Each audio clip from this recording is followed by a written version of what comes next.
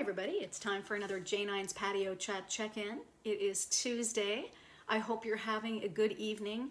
I hope you're bundled up because the wind chill is crazy. I know here in Nova Scotia and in New Brunswick, and I believe PEI also, and I'm sure across the country, but I'm of course always following Atlantic Canada closely, and I took a very cold walk this morning in Point Pleasant Park. I bundled myself up though. I got up, got myself out the door before I had a chance to change my mind, and I walked 7K. So it was a good way to get the day started, get some fresh air. So I'm 2 for 2. I know it's only March 2nd, but I'm gonna keep myself accountable and telling you about it as part of that. And I know Patrick just loves that. So anyway, there it is. Let's get to our birthdays. It is Rochelle's birthday, Rochelle Hatcher, and I know Rochelle from home. We did some work together on the CBU, well, with CBU alumni, and now she's working somewhere else, but of course we'll stay connected. And you may remember Rochelle had an appearance on my patio chat when I did a patio chat from Big Spruce after we did a hike. So Rochelle was able to join me that time, and that was wonderful. So Rochelle, I hope you're having a beautiful birthday. It's Catherine's birthday, and I've never met Catherine in person. She is Kat's really close friend, and I met her virtually for my brother's birthday. Bryce, again, a virtual birthday, a virtual celebration that Kat got together. So I got to meet Catherine. So Catherine, I hope you're having a wonderful birthday. It is Alyssa's birthday. I also haven't met Alyssa. She is 30 years old. This blows my mind because I graduated from high school with her mom, Alana. And honestly, she looks like she's 30. I mean, a lot of people I went to high school with did not age. So, Alana, I hope that Alyssa's having a wonderful birthday. She's a true beauty, just like you. I see that. And I'm sure she's a wonderful person as well. And it is Nora's birthday. Also haven't met Nora, but she's another Cape Brettoner. She's 12 years old, and I graduated with her mom, Chrissy Vasello. So those are my birthdays for today.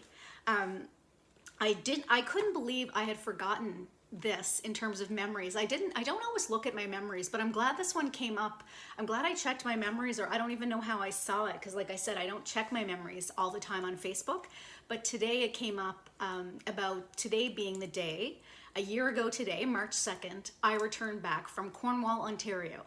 And in the post, I talked about this, and I remember this part like it was yesterday. I had a horrendous drive, basically a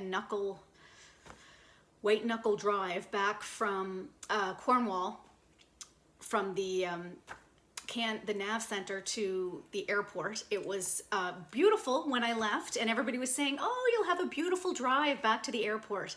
And then a torrential rain opened up. I wasn't familiar with that highway. I was very nervous. Wasn't a great drive back. Anyway, by the time I got back, got gas, dropped off the car, I was ready for a big steak and a big glass of wine, and I had both.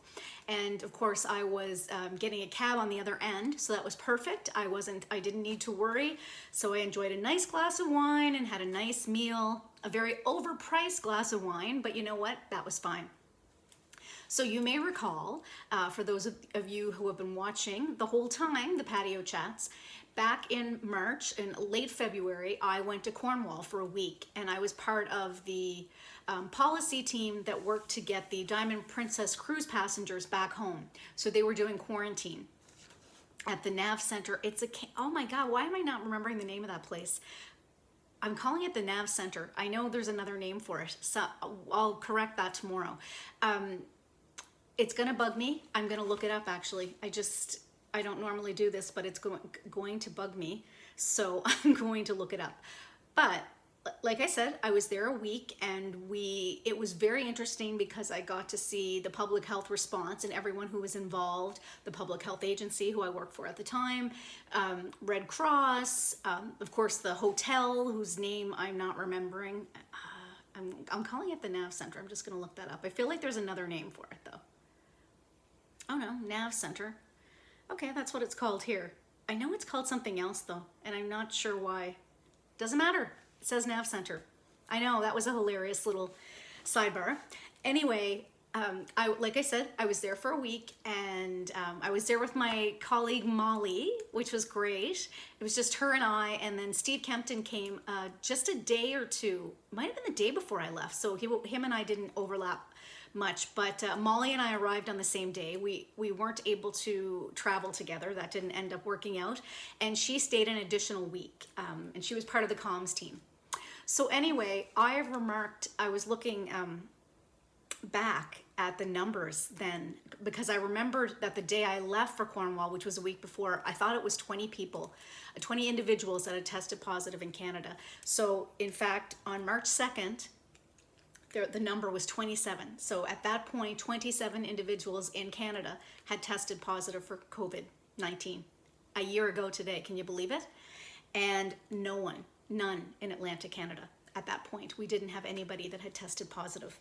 But that weekend that came after that, there was. So we'll be following that, as you know, we're coming up to the year, as you know, the year of my patio chat, but we're coming up to a lot of, you know, the first time we would have had an individual test positive in, I forget now, I should remember this, what, PEI, I'm trying to remember or was it Newfoundland? I think it was Newfoundland first. Anyway, we'll talk about that as we go along. But today in Canada, 873,000 people. Those were the numbers that they reported testing positive for COVID. Again, that's not actually today, but those are the numbers that they reported for today. And you see that I am still trying my best not to call them cases. But if you think about it, how important that is, when we talk about 27 individuals in Canada. So back at last year, a year ago today, it's easy for us to think about 27 people, right? Like we all know 27 people. But 873,000. All of those are still individuals. Those are still people that you know, somebody knows in the world. So it's just, you know, it's important, as always, to we can't just think of those, of COVID in terms of numbers and cases, because then it loses, you know, it's just not the way to think about it. In the same way, overdose, it's the same thing, the overdose crisis.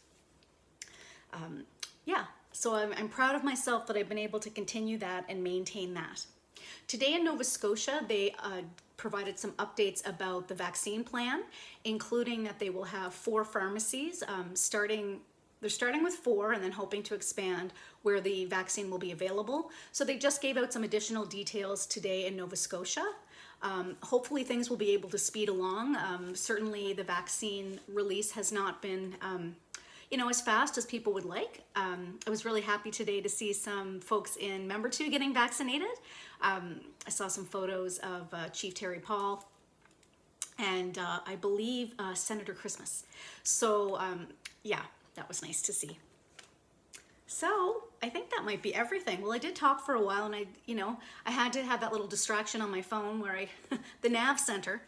Anyway, we're counting down, everybody. It's coming. It's feeling, you know, much more real to me now that I'm having these memories and remembering going to Cornwall and thinking, wow, like this is really turning into something, but still not quite realizing what it was going to mean and what the impact was going to be worldwide.